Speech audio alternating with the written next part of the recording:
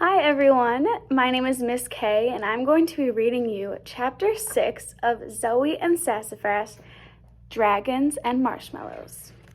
Chapter 6 is titled The Doorbell Rings. The next day I stayed right by my mom's office listening. Nothing happened. The day after was the same, not a peep from the bell. But on the 5th day, there I was reading on the couch when, at long last, I heard the magical tinkling sound. I popped up so fast I catapulted Sassafras out of my lap. He went flying through the air and let out a yelp, but landed on his feet. Sassafras gave me a grumpy stare, but then his ears turned toward the bell. He heard it too. We both darted for the barn. We couldn't wait to see who needed our help. At the back door of the barn, I paused to listen. It was completely silent, except for the pounding of my heart. I grinned down at Sassafras. "Ready, kitty?"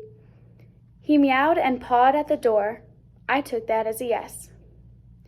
I slowly opened the door to find a small, green, scaly animal curled up in a tight ball.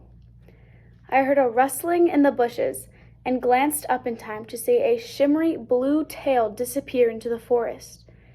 Maybe another animal had brought this one here for help. "Hello?" I called out.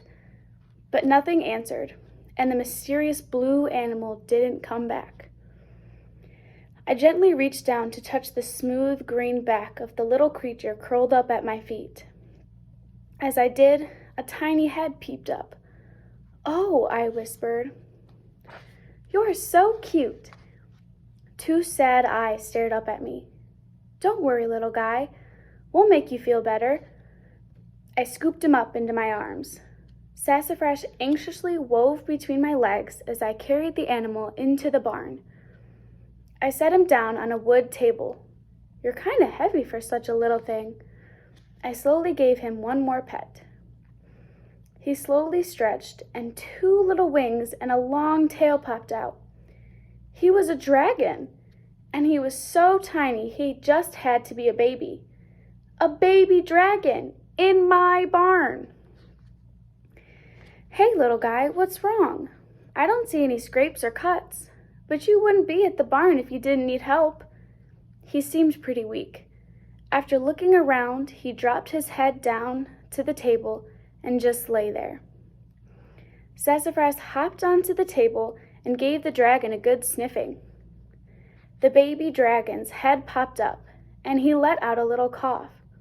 A spark flew out. Sassafras shot through the air and landed on the ground with all his fur standing on end. Yikes! I needed to move this guy before he coughed again. I need to find a place to keep you that won't catch on fire. I looked around the barn. Let's see. Wood, fabric, and hay all burn easily.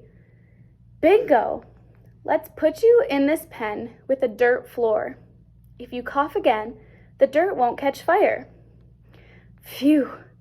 Tucking the baby under my arm, I quickly moved him to the pen. Sassafras hung back and watched us from outside the pen. My kitty was no longer so sure he wanted to cozy up to our new friend. Stay tuned because the next chapter that we're reading is Chapter 7, Hatching Snakes. Happy reading!